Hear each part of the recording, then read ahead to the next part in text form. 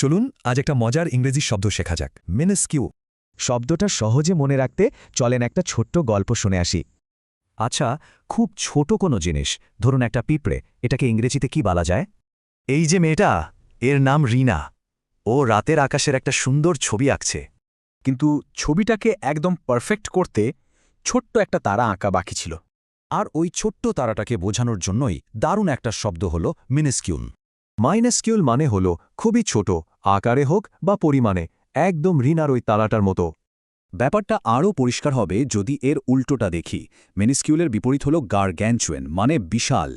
তার মানে মিনিস্কিউল শব্দটা আমরা ব্যবহার করি খুব ছোট কিছু বোঝানোর জন্য। অনেক সময় মিনিস্কিউল বলতে বোঝানো হয় জিনিসটা এতটাই ছোট যে খুব একটা গুরুত্বপূর্ণ না। চলুন এবার দেখি সত্যিকারের কথাবার্তায় এই শব্দটা কিভাবে ব্যবহার করা হয়। এই বাক্যে মিনিস্কিউল প্রফেক্ট মানে হল লাভটা খুবই সামান্য, প্রায় নেই বললেই চলে। এখানে দেখুন, কাজের ছোট্ট একটা পরিবর্তনে কত বড় একটা ভালো ফল এলো।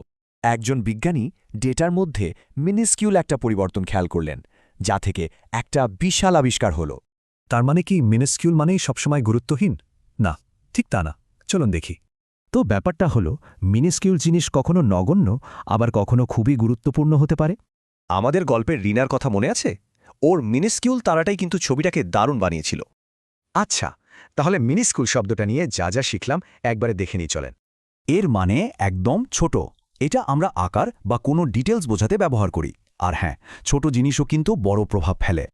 এবার একটা কাজ করা যাক, সবাই নিজের চারপাশে তাকিয়ে মিনিস্কিউল কিছু খুঁজে বের করার চেষ্টা করি তো।